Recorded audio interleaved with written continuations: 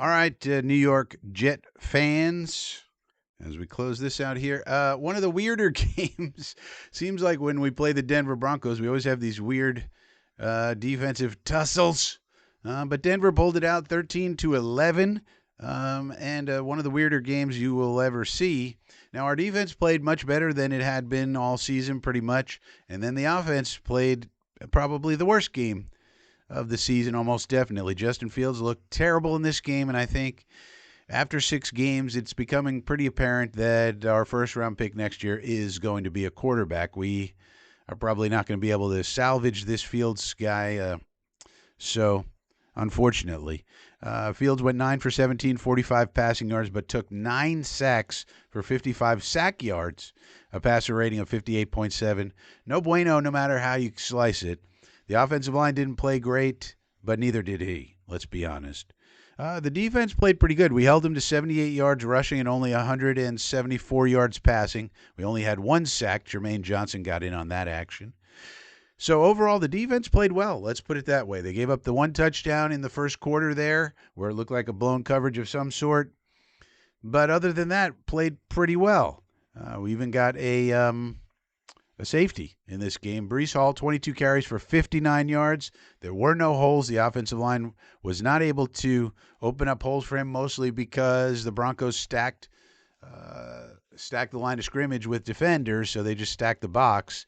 And even so, Hall able to get 59 yards out of it. I thought he fought for every single yard he could, but they were just we just couldn't threaten them with the passing game, and that's going to be very difficult to win in the NFL when you're so unbalanced and you can't threaten somebody with one of the 2 methods of moving the ball down the field. J.K. Dobbins was their leading rusher, 14 for 40, so 2.9 average. They averaged 3 yards per rush. So, overall, okay, if you want to look at the positive side, it was the defense today. And the offense looked like terrible, terrible, terrible, terrible. Leading receiver was Josh Reynolds, 3 for 25. Garrett, 3 for 13. We just couldn't find our receivers. Arian Smith had 1 target. We're not fielding a functional offense right now. On the defense, Jamin Sherwood led us with 13 tackles, 6 solo, 1 pass defense, 1 quarterback hit. Kiko Mawagoa looked like he played a little better. Maybe we got something with Kiko. We're looking for silver linings here. Jarvis Brownlee played well, I thought. Malachi Moore played, and we'll have to see about we'll have to look at the tape and see, but at least he's starting now, getting some experience, so we can take a look at him. Tony Adams back on the bench where he belongs. And we had 1 sack. It went to Jermaine Johnson. That was a solo sack, 5 tackles, 4 solo. Does look like Jermaine is a difference maker.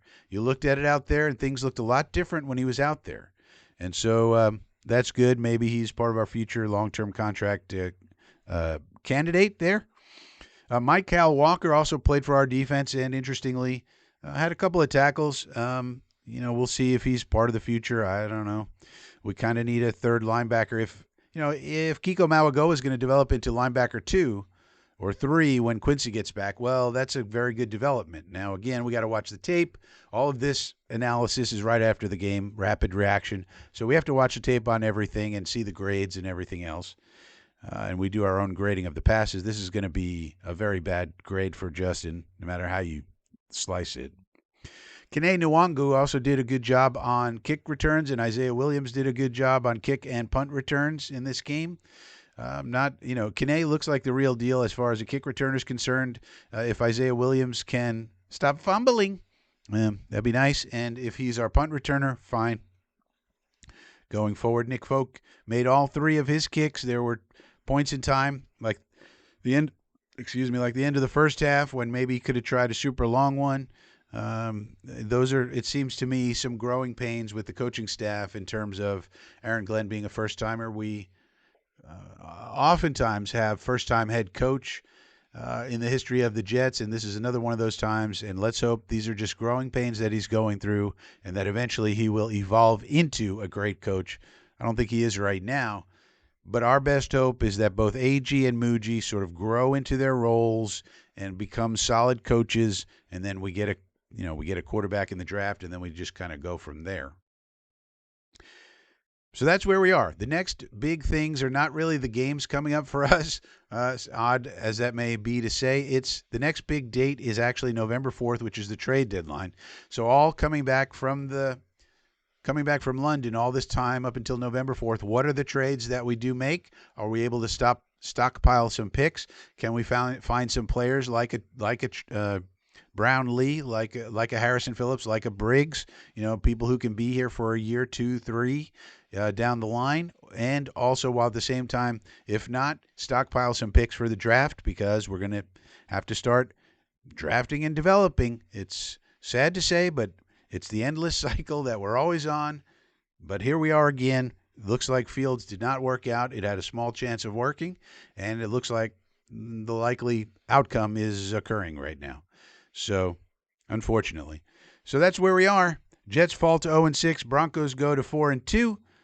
And we'll have more content on the way this week. And also think about joining as a member, where we form the Jets unpaid scouting department, give you some tools to scout some of these college quarterbacks. That way you can know who's actually good and who's actually just full of PR hype.